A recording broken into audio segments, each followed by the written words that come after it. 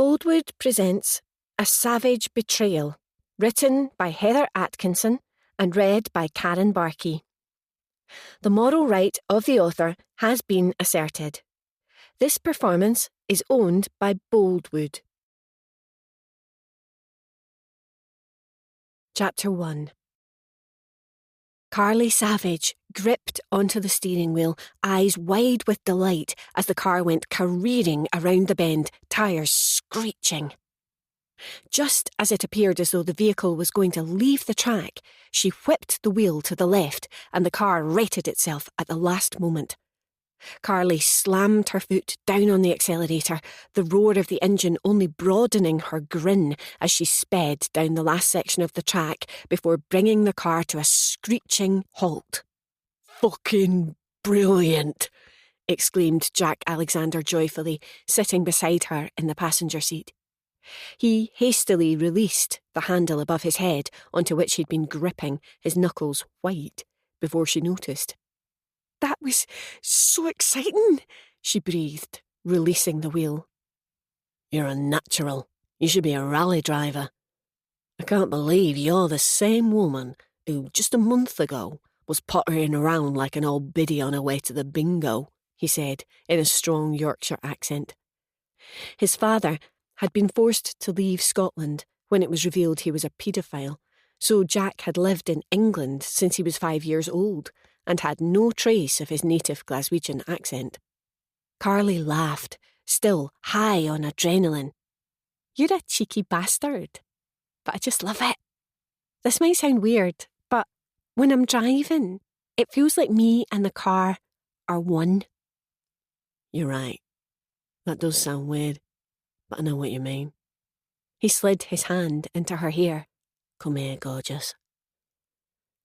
Carly flung off her seatbelt and kissed him passionately, excitement still thrumming through her.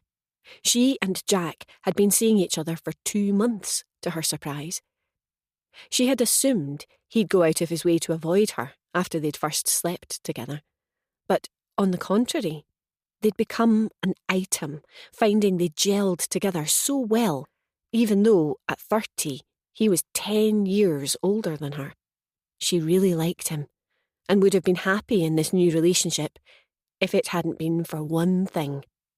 Her family had no idea they were seeing each other. The Savage and Alexander families had gone to war with each other 6 months ago when Cole Alexander, Carly's ex, had been released from prison.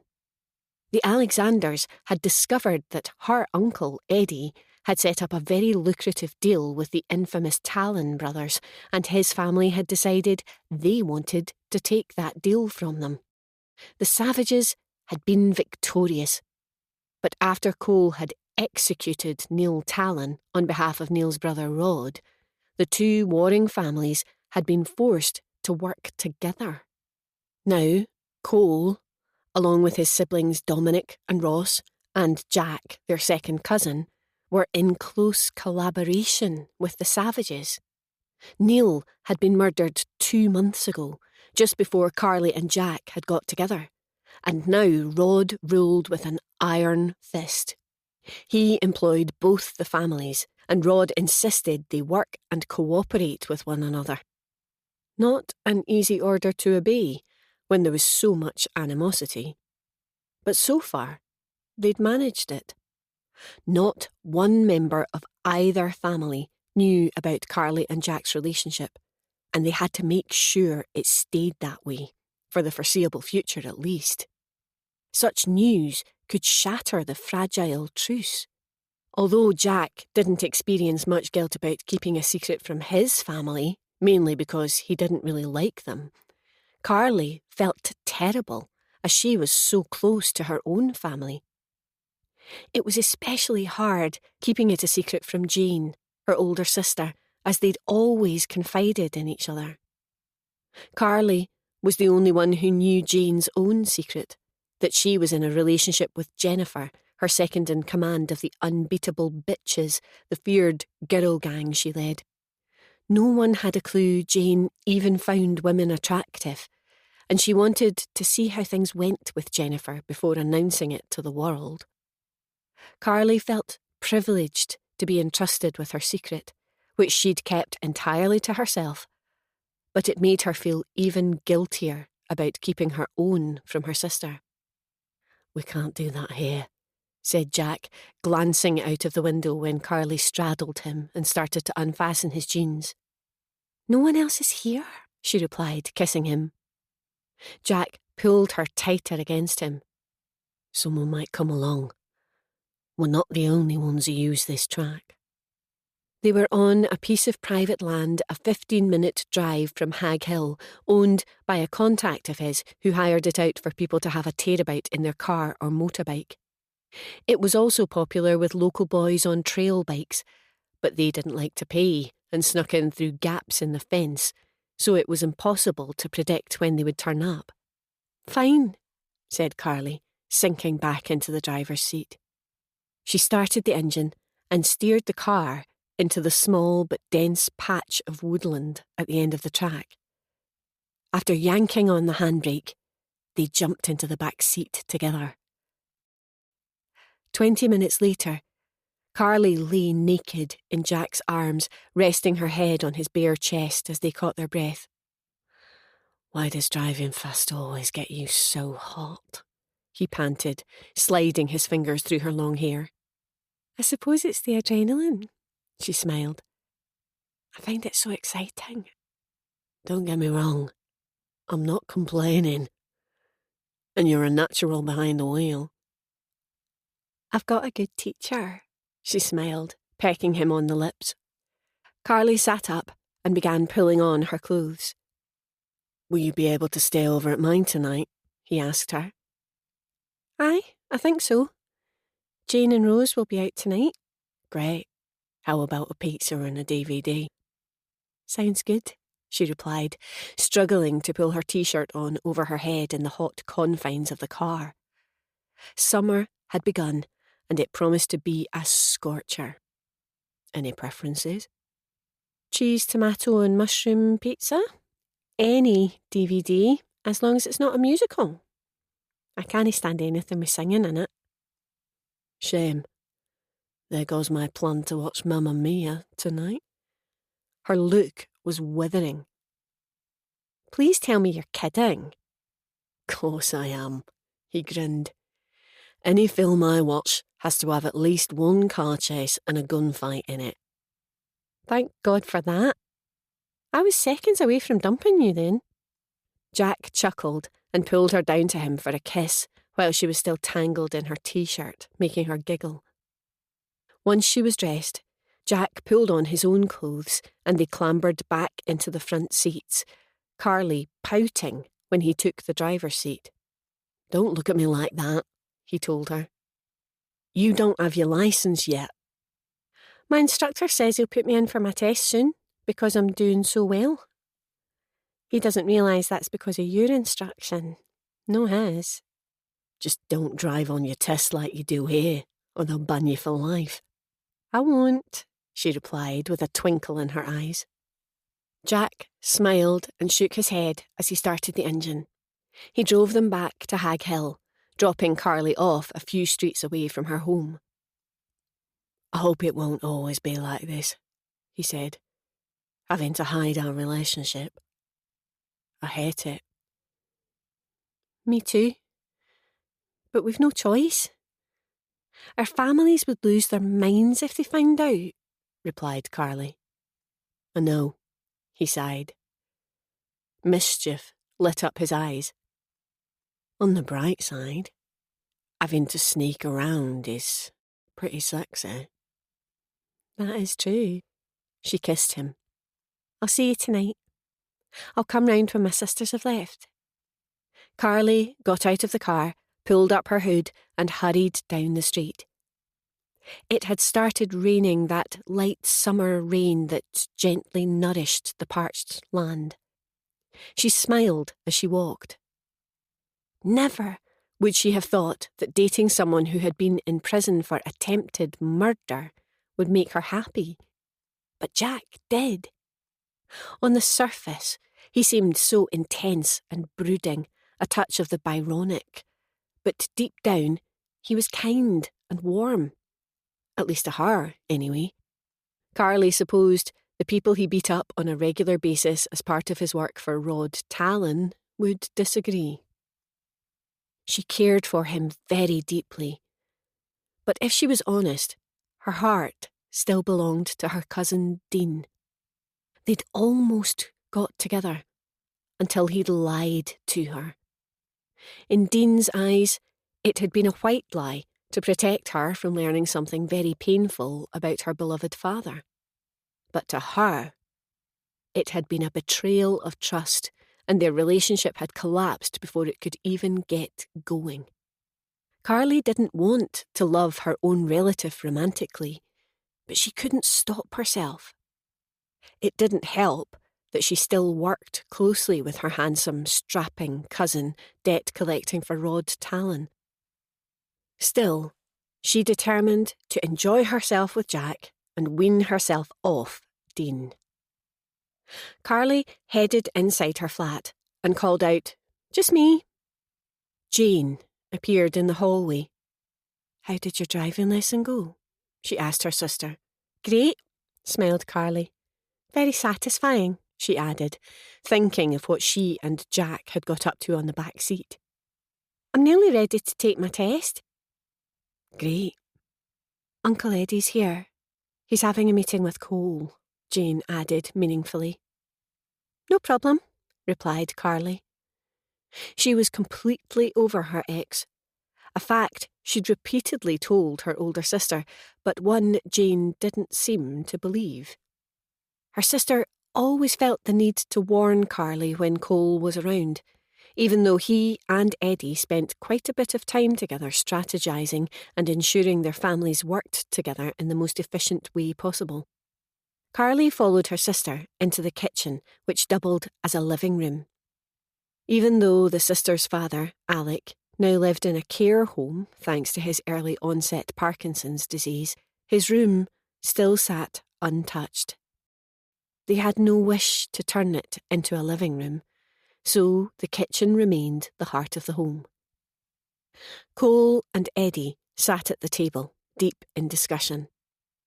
When Carly entered, Cole regarded her with his brilliant green cat's eyes and nodded. She nodded back and wandered over to the kettle. "Anyone want a cuppa?" she asked. "No thanks, Carla doll," replied Eddie. "Cole?" "I'm good, thanks." Jane noted that Cole watched her sister curiously as she filled the kettle and switched it on. When he realised Jane was watching him in turn, he looked back at Eddie. "So," said Eddie, "our families need to stick closely together on this one." Cole nodded in agreement. "What's this?" said Carly. "We have to collect a debt for Rod, but it's from some real nasty biker bastard who always has his big hard pals around," said Eddie. "They won't give up the cash without a fight, so we've decided to pool our resources." "Sounds good. How much does he owe?" 75 grand. "Geez, oh, I think that's the biggest debt we've had to collect yet." "Me and Harry currently hold the record for 59 grand, said Jane. "Sorry, doll, your record's going to get smashed," Eddie told her cheerfully. "We're going to take on a bunch of bikers," said Carly. "Aye, don't worry. They don't belong to any big chapter or anything. They're just a small outfit, 12 of them in total. We can handle them." "At risk of sounding petty, I hope Ross manages to control himself," she told Cole. "He will," he replied. "I guarantee it." "Good, because he does tend to get carried away. Tell him not to batter someone's head in with a metal bar this time. He almost killed that poor sod on his last job." "I've already had a word, and he knows." "How is he coping working with us? I know he hates it." "I'm not going to lie to you. He does. But he likes the money too much to let his feelings get in the way." For once, his greed works in our favour. He's no greedy, just ambitious. Ross understands his role. I hope you do, too. Carly hated how coldly Cole spoke now.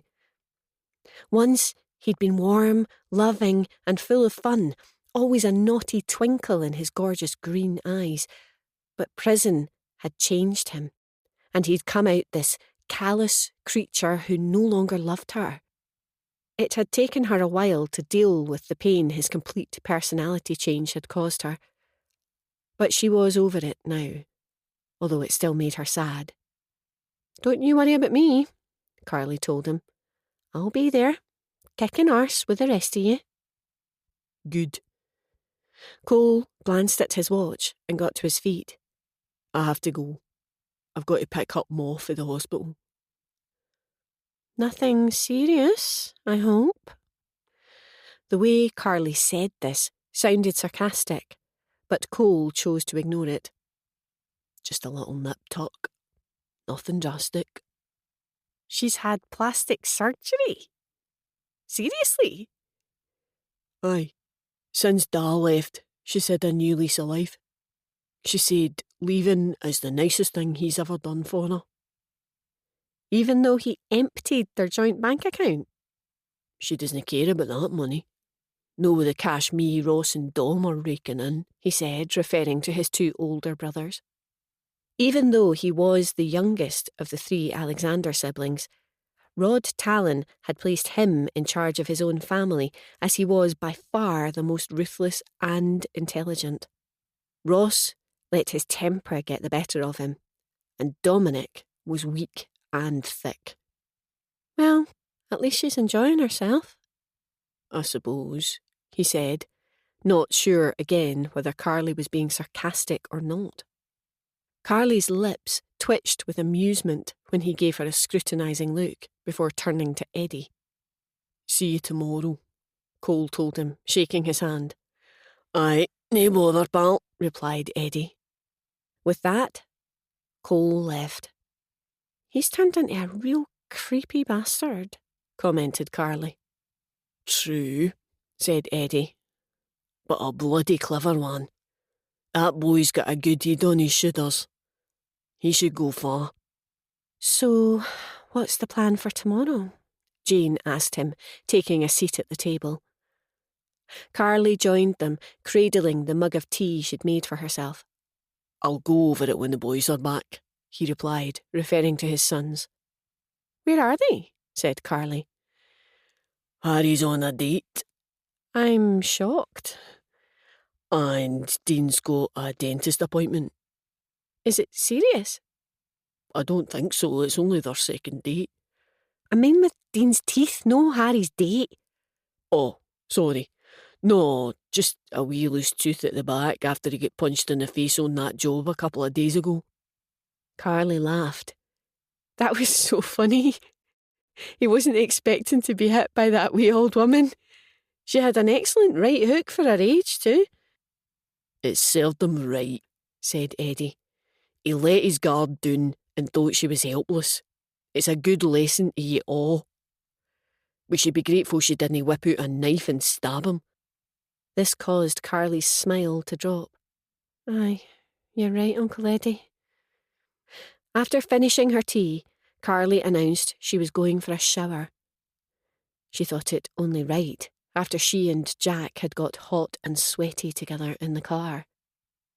On her way to the bathroom, she paused outside the room that had been her father's. The sight of the empty bed made her heart ache.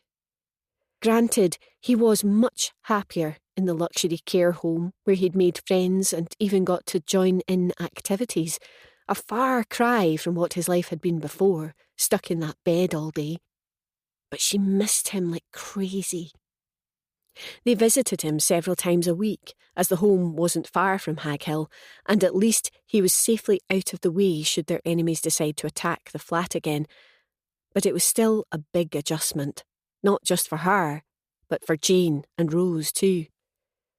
Thankfully, Rose had coped better than her older sisters had thought she would. She'd seen how happy their father was in his new home, and now her exams were over and school had broken up for the summer. She could relax. 17-year-old Rose spent a lot of time with her friends, gaining some independence from her sisters. With a sad sigh, Carly headed into the bathroom and locked the door. Life had changed drastically in the last 2 months, and she felt like she was still running to catch up. Chapter 2. Dean and Harry arrived an hour later. Dean entered looking pale and unwell and sank onto the couch at the back of the kitchen, while Harry looked annoyed. "I don't know why you had to call me," Harry told his brother. "Why didn't you ask Dad to pick you up?" "I was finally making progress with Chantel when I had to tell her, sorry, I can't come back to yours because my wee brother has a sore Peggy." Peggy?" frowned Jane. "Aye, tooth. We always called them toothy peggies growing up." His bad mood wasn't helped when both she and Carly sniggered. "Sorry," mumbled Dean, "but I felt like shite, and I needed your help." "I'll be lucky if Chantel gives me another chance." "What's the big deal?" said Jane. "You have a different girlfriend each week." "This is Chantel Brodie we're talking about. She could be a catwalk model if she wanted to." "Why does she work at that fast food chicken place if she's so wonderful?" mumbled Dean. "She wants to be an actress." Dean's cynical expression said it all. "Stop banging on," Eddie told Harry.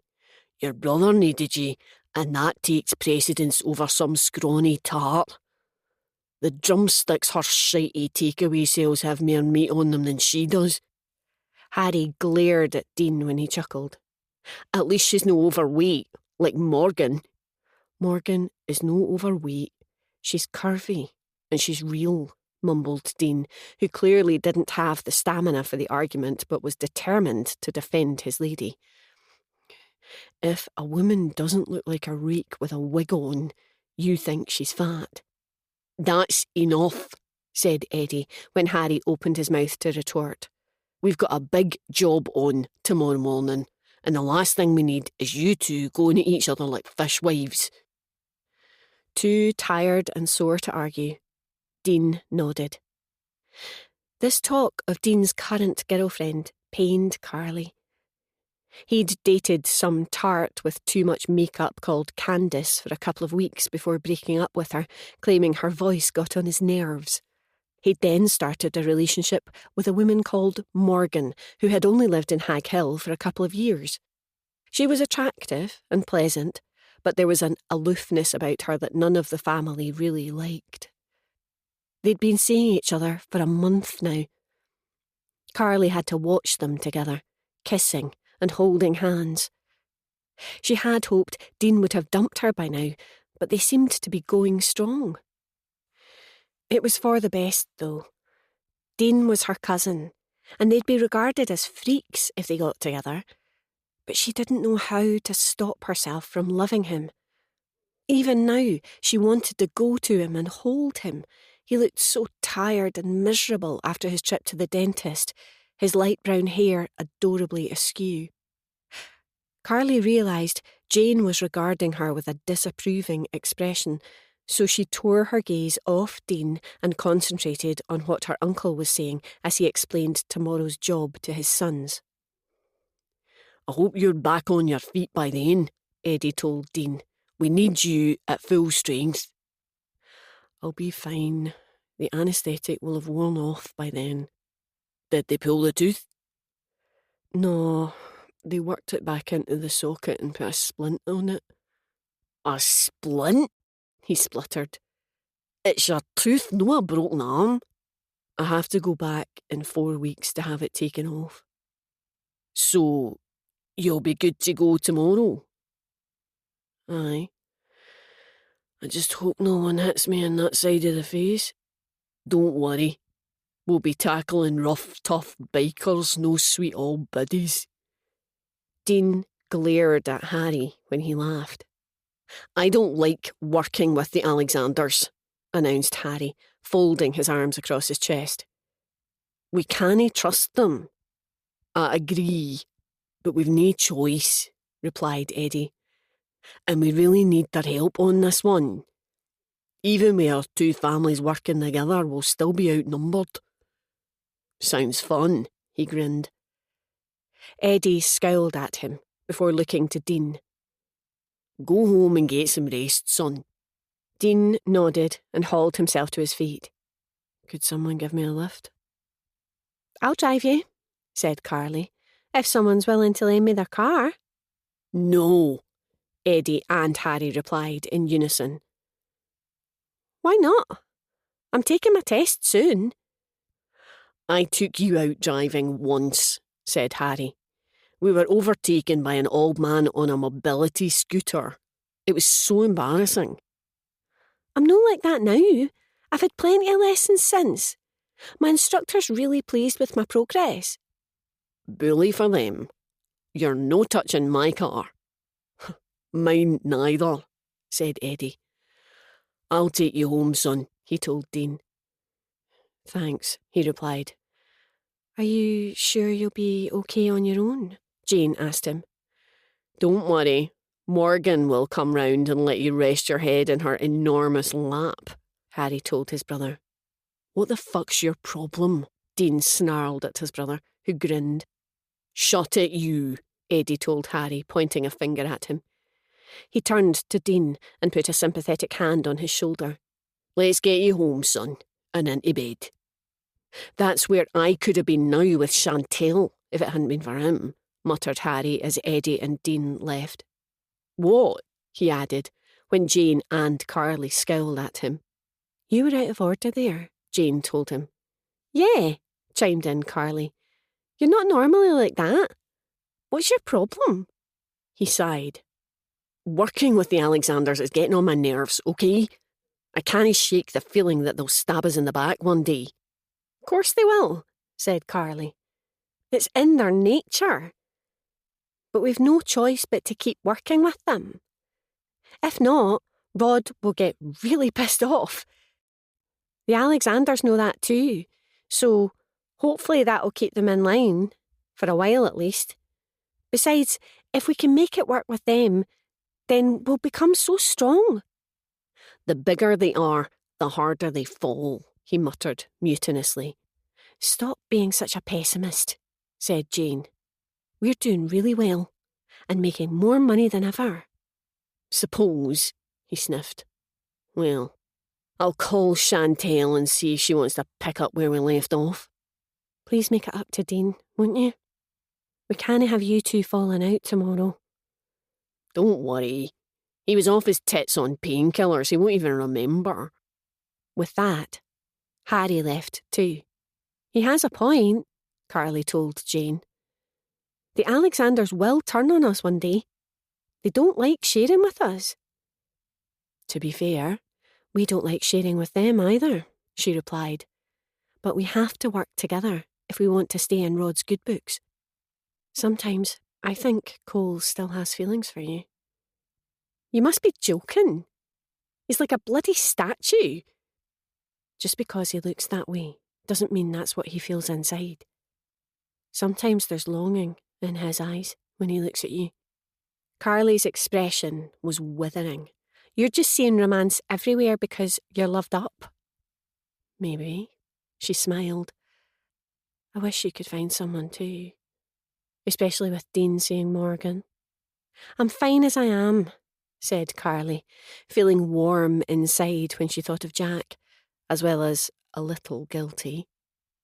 I've got enough going on in my life. Jennifer has a cousin called Martin. No blind dates, she said firmly. I've met him, and he's really nice. He's good looking too, all dark and brooding. Just your type? That comment was a little too near the knuckle for Carly. Honestly, Jane, I don't need a man complicating my life right now. I'm still getting used to Dad living in the care home and Dean being with someone else. Her smile was strained. He quickly forgot about me. I don't think that's true. But he has moved on. And you need to do the same. I will, one day. Just let me do it in my own time. Okay, no blind dates then. I just want you to be happy, especially when I'm so happy. And I'm really pleased for you. If anyone deserves it, you do. But you don't need to look after me anymore. That evening, Carly turned up at Jack's flat at 7 o'clock on the dot. Good timing, he said after greeting her with a kiss. The pizza's just been delivered. Smells great, she smiled as they took a seat to eat. Cole said we're going out on a job with your family tomorrow, he told her as they tucked into the food. Aye, we're tackling some biker and his pals over a big debt. It'll probably get pretty rough. Sounds fun. Only you would think something like that would be fun. Apart from Harry. Admit it, you love a good battle. I've seen it in your eyes. Well, maybe. But only now and then. Yeah, right. What else do you know about this job tomorrow? That's it. You don't have any more information? No. What? She added when he gave her a sideways glance. You wouldn't be holding something back, would you? Why the hell would I? I don't know. Maybe because I'm an Alexander and you don't trust me properly. That's not true. Isn't it? Carly put her pizza down on the coffee table and turned to frown at him. What the hell is this? I trust you, but I'm not sure you trust me. That's ridiculous. Of course I do. I could never have a relationship with a man I didn't trust, especially after what Cole put me through. Then why didn't your uncle tell you more about the job tomorrow? Because he said he didn't want to go through everything twice when he didn't have to, and Harry and Dean came to the flat and started arguing. Interest lit up Jack's eyes. Really? What about? Dean asked Harry to pick him up from the dentist after he'd had his loose tooth fixed. Loose tooth? After he was hit by the old woman? Aye. Harry was pissed off because he was with Chantel Brodie when he called, and he had to ditch her when he was on a promise. You satisfied now? She demanded. I am, actually. What's wrong? He added when she stared at him in outrage. I can't believe you thought I was lying to you. I'm sorry, he sighed. But in my family, lying's par for the course. Well, not in mine. In fact, we've always been really honest with each other, and I am lying to them all in order to see you, which makes what you just said even more insulting. Jack put down his pizza and held up his hands. Okay, take it easy, I'm sorry. Bollocks, she said, getting to her feet and storming to the door. Wait, he said, rushing after her. Jack pressed his hand against the door when she attempted to open it. Get off, she snarled at him. Please don't leave. I don't want to stay with someone who thinks I'd lie to them about something so stupid. I fucked up, and I'm sorry. Jack took one of her hands between his own. I was stuck in prison for 12 years, so I've forgotten how to have a normal human relationship. But I'm learning. Slowly, she pouted. Yeah, slowly, he laughed. Don't go. I was looking forward to spending tonight with you. I'll stay. As long as you promise to start trusting me. I'm not like Jessica or Cole or any of that lot. I know that, sweetheart. I couldn't be with you if you were. He leaned in to kiss her. You can't get round me like that, she breathed when he moved his attentions to her neck. It's my way of apologising, he said softly, his fingers playing up into her hair, sending tingles shooting down her spine. Carly slid her arms around his waist, enjoying his attentions. "Am I forgiven?" he whispered in her ear. "Well, okay. But you have to trust me, Jack. This won't work if you don't." "I do trust you. I'm just an idiot." "I won't argue with that," she smiled. Jack liked that smile. He knew it meant he was forgiven. "Want to ditch the pizza and go to bed?" "No." Carly smiled at his outraged expression. "I'm starving." With that, she walked around him, returned to her place on the couch, and picked up her pizza. She turned to him with a smile and patted the space beside her. "Come on then." Scowling, Jack retook his seat, picked up his food, and tore a savage bite out of a slice of pepperoni pizza, broadening her smile. "What?" he demanded. "I'll civilise you one day." "When you do, you might not find me half as interesting." "You could never be boring, Jack." This brought the smile back to his face, and they ate in companionable silence. "Do you think we can trust Rod?" she asked him. "Christ, no. He's a snake, and would kill us as soon as look at us if he thought it would give him an advantage." "That's what I thought. Especially after I saw how he dealt with his own brother. All that closeness they'd seemed to share died in an instant." "Not surprising, when Neil was plotting to kill him." "True. But my point is, if he could treat his own brother like that, then he could do it to us." "I know you haven't just realised that. So what are you working up to saying?" Carly smiled. He understood her well. "I think it's more of a question of when he turns against us rather than if. And when that day comes, our families will turn on each other too. Where does that leave us?" "I could never hurt you, if that's what you're wondering. But let's not think about it now. I want to have a nice evening with you, not worry about something that could happen years down the line or never happen at all." Carly wanted to ask him if he thought Cole would make a grab for the throne and try to take out Rod.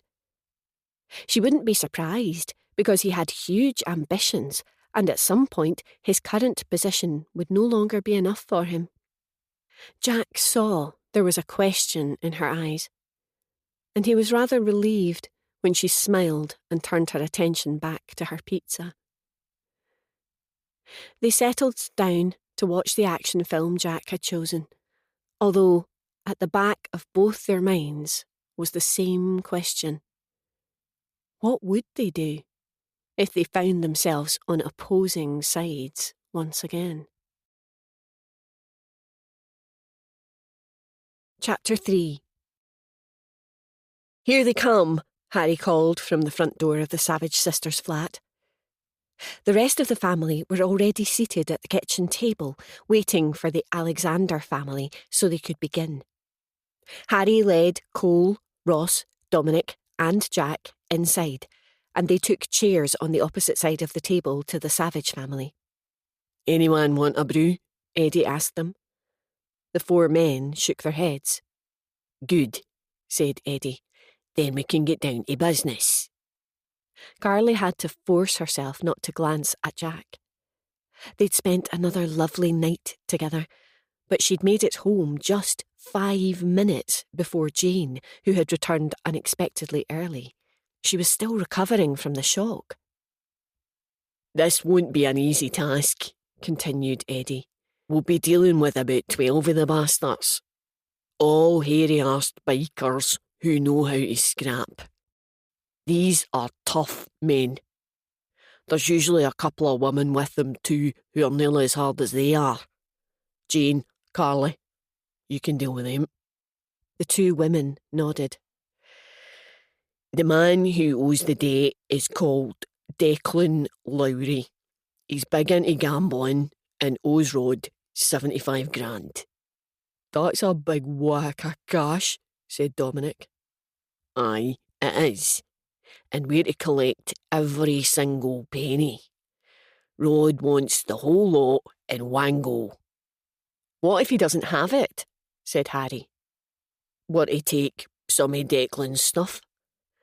His house is a workshop and he's big into robbery, so there'll be bikes, watches, jewellery, that sort of thing. We want to take the smaller stuff if we can. That would be preferable to taking the bikes. What sort of weapons do these people carry? Said Ross. Knives, crowbars, cricket bats, hammers. No guns. That's something at least, said Dominic. Where's Peanut? Said Jack. Isn't he joining us for this job? An ex-boxer will be very handy. He should be here any minute, replied Eddie. Right on cue, there was a knock at the door. Just me, called Peanut as he wandered into the room. Sorry I'm late. My toaster burst into flames. Serves me right for no buying a new one when it started making that weird humming noise. Peanut was one of Eddie's oldest friends and had come to Haghill to help them out during the war with Neil Tallan. He'd performed so well he'd become a permanent part of their crew. He was beaming his big, charming smile, making Carly and Jane grin in response. He took the spare chair between Carly and Harry and nudged the former with his elbow. You're looking especially bonny today, sweetheart. You got a new fella. You've got that glow about you. Carly was horrified, but hid it well. No, I'm still single, but I am using a new foundation. That's probably it. What do you want to use foundation for? You've got lovely skin. Anyway, I've got a nephew about your own age. He's big and handsome just like me, and he's just split up with his banshee of a girlfriend. If you could save that till later, interjected Cole. We're discussing the dangerous job we're about to go out on. Oh, aye, sorry. Carry on. As Eddie continued to talk, Carly glanced at Jack, who was glaring at Peanut, his dark eyes flashing. She wished he'd stop before someone noticed. The meeting concluded and they all headed out to the cars. The Alexanders got into one, while Harry and Dean travelled with Peanut and Carly and Jane with their uncle. Eddie's car led the convoy. They headed out of Haghill and into Barmulloch, northeast of Glasgow. They drove through a residential neighbourhood towards what at first appeared to be a patch of overgrown waste ground. They headed down the track, cutting through the knee-high grass, leaving behind the houses and flats until they reached a large metal porta-cabin, the windows of which had been covered with metal plates, where they parked the cars and climbed out. Carly turned to scope out the area. There was nothing ahead of them except more waste ground which rose up on an incline, meaning they couldn't see what was over the ridge. Behind them were the houses of Barmulloch, soaring tower blocks visible in the distance. They all took their weapons out of the boot, except Carly, who had her trusty baton in her hand. The men armed themselves with bats, crowbars, lengths of piping and bike chains. Jane selected a cricket bat. "This way," said Eddie. He led them past the porta-cabin and up the incline. The rough track was imprinted with single tyre tracks, suggesting it was only used by motorbikes. The summit of the incline began to slope down, and at the bottom of the hill, a few hundred yards ahead, there was a single-storey building that resembled a prison with its brick walls and grey slate roof. Mesh covered all the windows. A large roll-up door was open at the side of the building, leading into what appeared to be a workshop. Motorbikes were lined up in front, but no one was visible, and all was quiet. "Do you get the feeling they're expecting us?" said Cole as they surveyed the area. "Aye," replied Eddie grimly. "So stay vigilant. They could have booby traps." Carly studied Cole curiously when his eyes narrowed. He didn't like being told what to do by Eddie, that much was clear, but he also recognised that Eddie was much more experienced than he was. Cole wanted to learn all he could from him, so he just nodded, and their group began to approach the building, slowly striding down the hill in a line. The absolute silence was making them all uneasy. It felt like the calm before the storm, and they knew that several pairs of eyes were riveted on them in that moment. "Stop," said Peanut, grabbing Dominic by the shoulder and pulling him back. They all peered at something metallic lurking in the grass. "Holy shit," said Ross. "Is that a man trap?" "Aye, it is, and it could have taken your brother's foot off." Ross shrugged. "That wouldn't have mattered much. He would only have been marginally more useless than he is now." Dominic glared at his brother, but didn't speak. Peanut picked up a rock that sat close to his foot and tossed it into the trap, which slammed shut with a crunch that made Dominic shudder. "Keep your eyes peeled," Eddie told them. "Use the weapons to probe the ground." Carly wished she'd chosen something longer than her stumpy baton when the others began nudging the ground with their bats. Her taser was nestled in her jacket pocket, but that would be no use either in this situation. "Stay behind me," Dean told her. "Walk in my footsteps." "Cheers," she replied, giving Jack an apologetic look, knowing he had been about to tell her the same thing. Cole and Harry found another 2 man-traps that they similarly sprung. "No landmines?" said Carly sarcastically to hide her nerves. "I'm disappointed." "That bracken doesn't look right," said Dean, pointing to an area ahead of them. Instantly, they all halted. Dean carefully knelt down so he was eye level with the ground while the rest of them waited expectantly. He picked up a brick that sat close to his left knee and tossed it towards the suspicious section of ground. They were all astonished when the ground gave way, the bracken tumbling downwards to reveal a gaping hole 12 feet wide and several feet deep. "There's actually wooden spikes at the bottom," exclaimed Ross. "These twats are trying to kill us." "Those spikes aren't sharp enough to kill us," said Dean. "Just maim us." "Oh, well, that's all right then," he retorted sarcastically. "What the fuck is this? Raiders of the Lost Ark?" "That's bloody mental," he added, waving a hand at the pit. "It also explains why they're staying inside the building," said Jane. "Aye, they're no stupid," said an agitated Ross. "What else can we expect? Poison darts? A giant boulder rolling down the hill towards us?" In response to his words, they all looked back up the hill. Fortunately, no such thing was coming at them. "Can you see anything else?"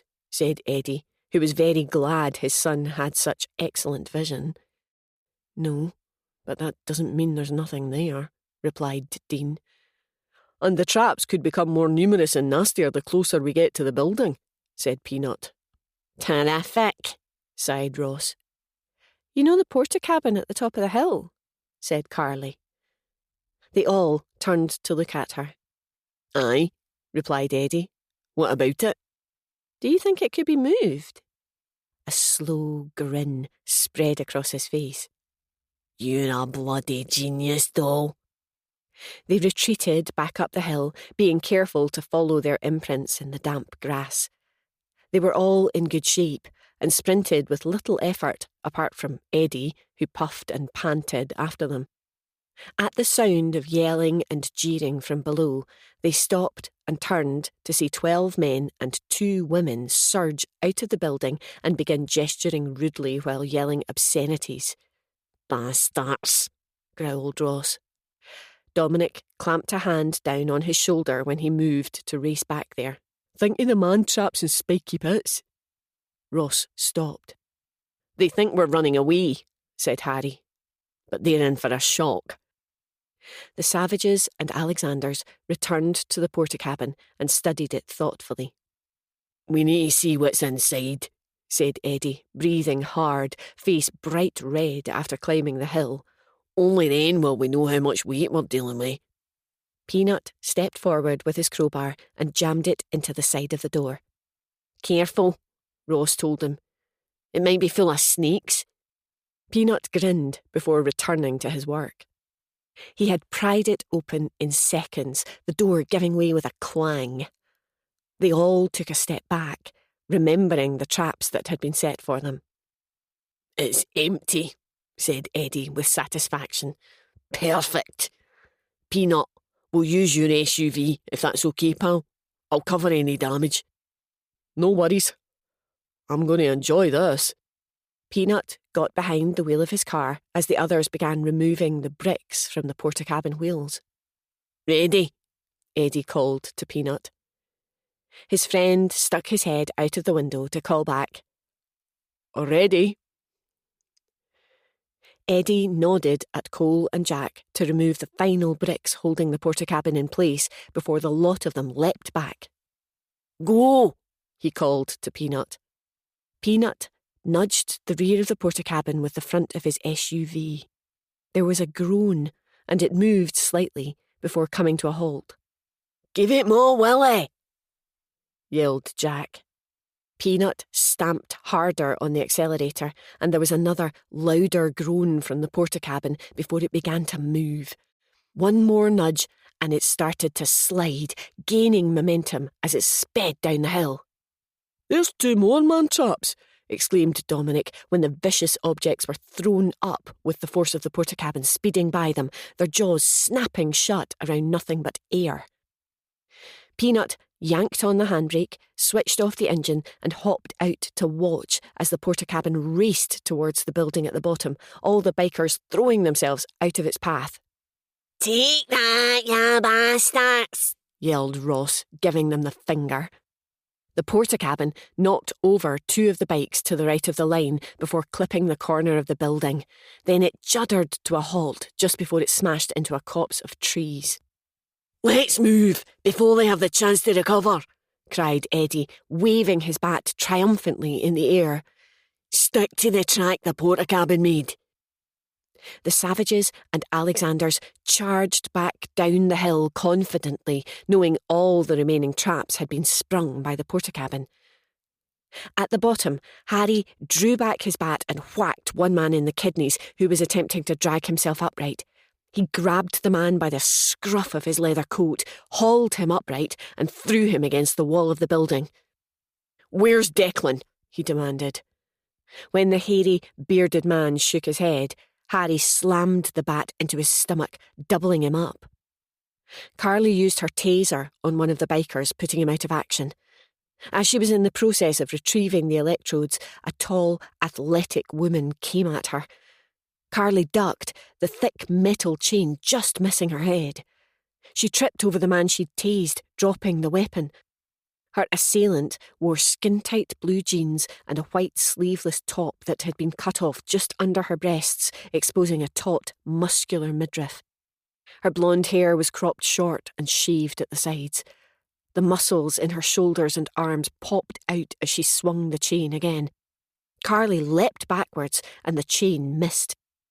As the woman drew the weapon back for another try, Carly tore the baton from her pocket and slammed it into her left knee, making her scream with pain. "We just want Declan," Carly told the woman as she hopped about. "Where is he?" "Go fuck yourself," she retorted. Carly gasped when something was thrown around her neck. She just managed to bring up her hand, preventing it from tightening around her throat, but that meant her left arm was trapped, leaving only her right hand free, which held the baton. Turning her head, she glimpsed a second woman with a mass of long, dark hair. The blonde woman smiled with malicious satisfaction. "Hold her, cat," she said. "I owe this bitch some payback." Carly brought up her left leg and kicked the blonde woman in the side of the face, using a move Dean and Harry had taught her, knocking her over. She landed on her injured knee, which caused her to howl even louder. The woman who had the chain wrapped around Carly's neck dragged her backwards. Jack's eyes widened when he saw the situation. "Carly!" he cried. He tried to run to her aid, but was rugby tackled to the ground by a huge man with a shaved head and thick beard.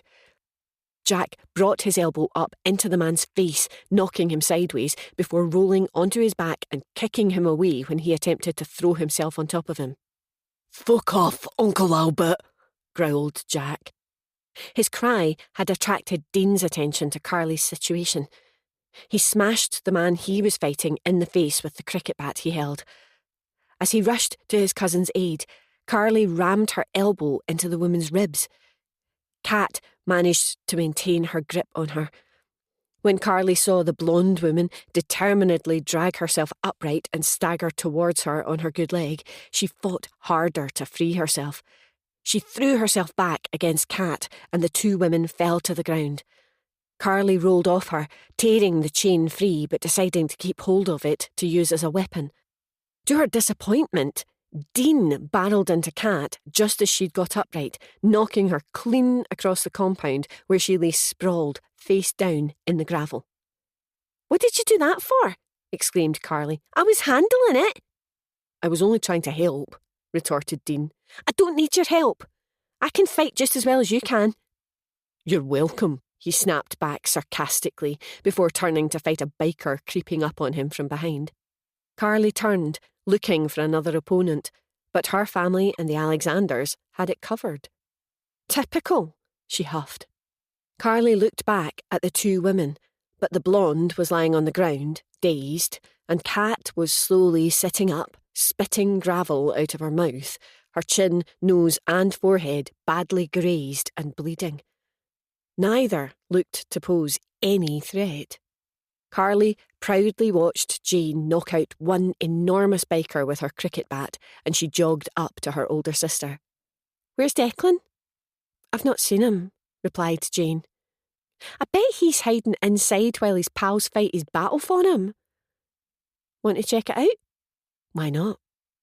The sisters smiled at each other, excitement shining in both their eyes.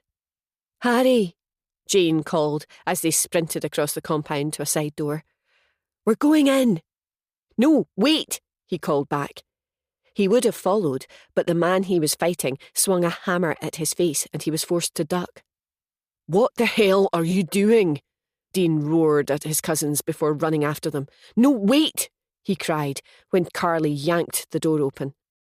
The sisters had too much sense to dash inside blindly and flung themselves back against the wall of the building, not sure what to expect after the traps they'd encountered so far. Two Dobermans raced out past the women, who were concealed by the open door. "Peanut, look out!" yelled Jane. He turned to see the approaching danger, wrapped an arm around the neck of the man he was fighting, and flipped him over. The man landed in the path of the dogs, who launched themselves at him, making him shriek as their jaws sank into his legs. Peanut and Dean ran up to the sisters. "What the fuck do you think you're doing?" Dean yelled at them. "Those dogs could have gone straight for you." "But they didn't," replied Carly. "We're no stupid enough to stand in front of an open door." "Save the arguments till later," Peanut told them.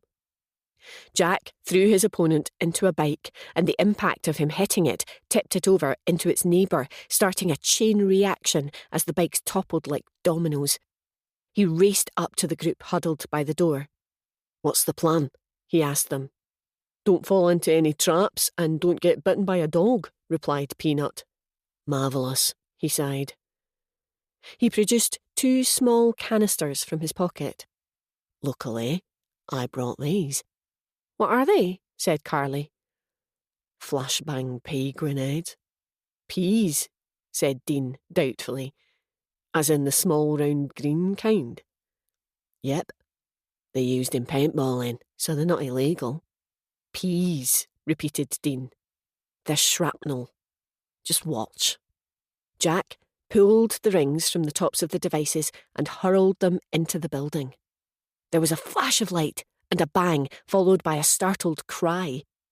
He looked inside and saw a figure flailing about blindly. Let's move. The 5 of them rushed inside, expecting another attack or a trap, but all they encountered was a large man with long dark hair and a goatee beard stumbling about the room, complaining about his eyes. Dried peas littered the floor. Plenty of them had got tangled in his long hair, and his face was covered in tiny red welts. "Declan, we presume?" smiled Jane. "Fuck off, you pricks, you're no getting a penny out of me," he cried as they surrounded him. He attempted to swing a fist at Dean, who dodged, grabbed his arm, twisted it up his back and slammed him forward onto a table. "Aye, we are," Dean told him.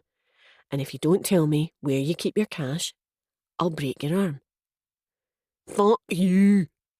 They all turned at the sound of movement behind them to see Eddie and the others rush in. They were a bit bruised and were panting, but otherwise okay. Ross held the blonde woman, both arms wrenched behind her back. "I see you've got everything under control," commented Eddie. "We're trying to get him to tell us where he keeps his cash," said Dean. "I was just about to break his arm to get him to talk." "I don't think that'll be necessary," replied Eddie. "Knowing we've got his girlfriend Lana here," he added, nodding at the blonde woman who was limping on her left leg. "Tell us where you keep your money, Declan, or we'll take it out on her," he said. "Sod off," he retorted. "Oh dear, Lana," said Eddie. "It looks like he doesn't really love you after all." "Tell them nothing, Declan," she cried passionately. "Cool," said Eddie. He nodded and stepped forward, producing a knife from his pocket. "What are you doing?" demanded Carly. "Making her boyfriend talk," said Eddie, in the coldest voice Carly had ever heard him use. "Stop!" she cried, when Cole raised the knife to Lana's face. "What's wrong?" Eddie asked her. "Why don't you do this to one of the men instead?" "That won't have as much of an impact on that walloper," he replied, nodding at Declan.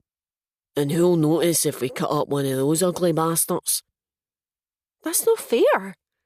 "Why, because she's a woman," said Ross. "It just doesn't seem right."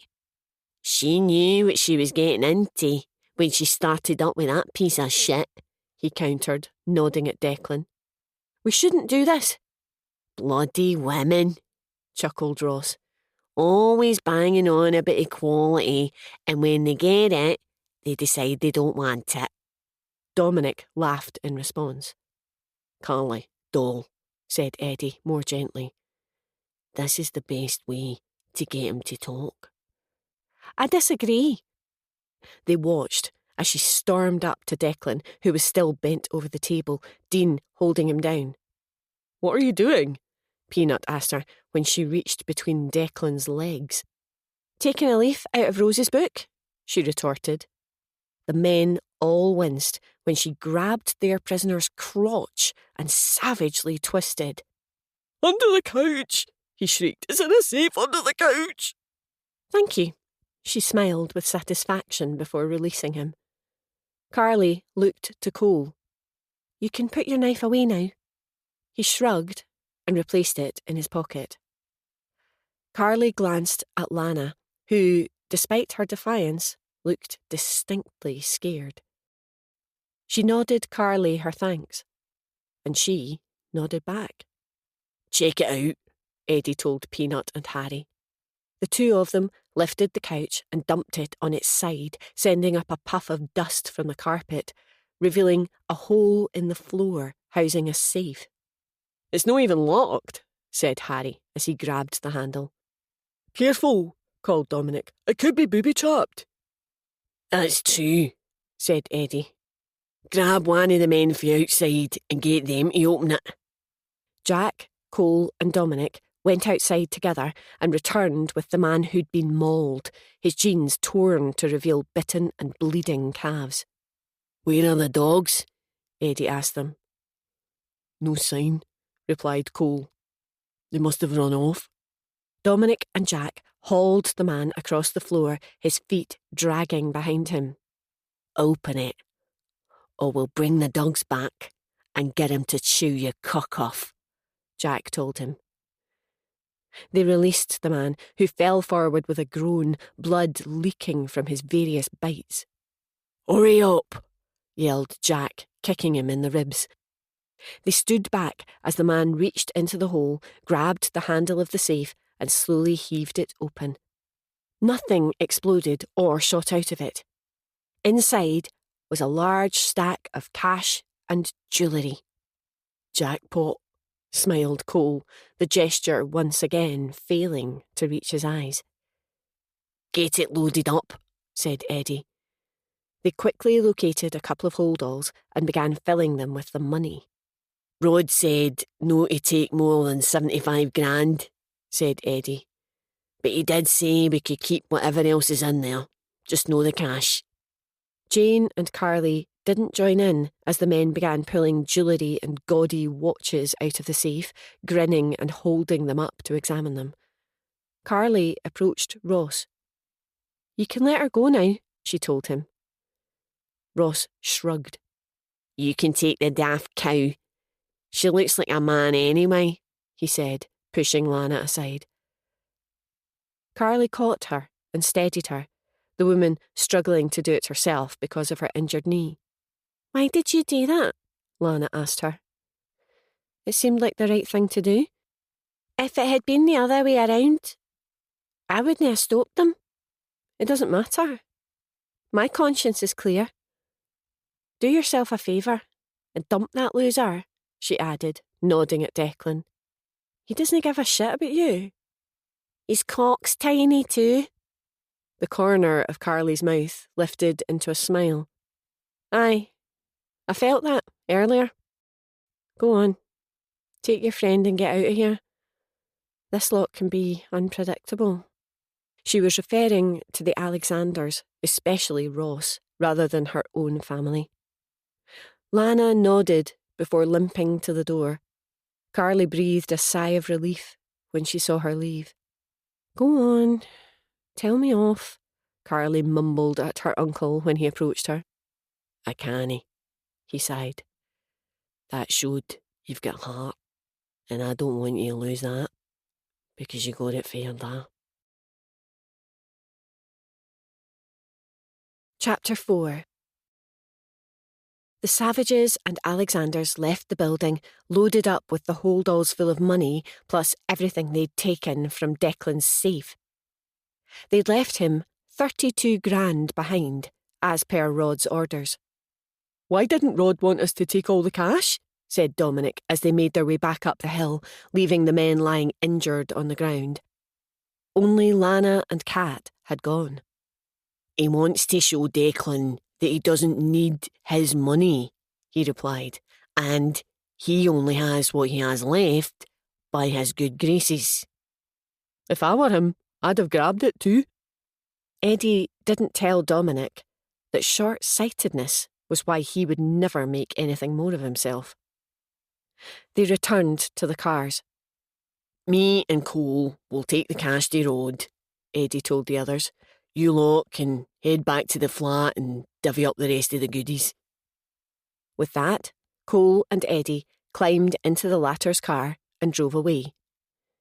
"We'll take that," Ross told Harry, who carried the holdall full of jewellery. "You don't trust us with it?" he replied, snatching it out of Ross's reach when he made a grab for it. "God, no. By the time we get back to Haghill, that holdall will be a wee bit lighter." "Don't judge us all by your own low standards." "Please don't start arguing, sighed Carly when the two men squared up to each other. You two can travel back to Haghill together, and the rest of us will go in Peanut's car. Is that fair? Aye, I think so, said Ross, suspicious gaze locked on Harry. Thank God for that. I just want to get out of here. They piled into the cars and drove back to Haghill, where the contents of the hold all were tipped out over the kitchen table in the Savage's flat.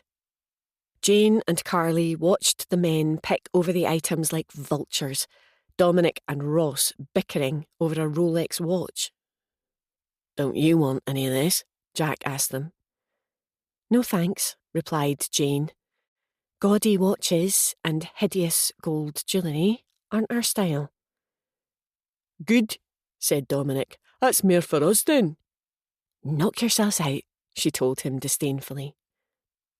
How will you move it on? Carly asked them. Because it's all been nicked.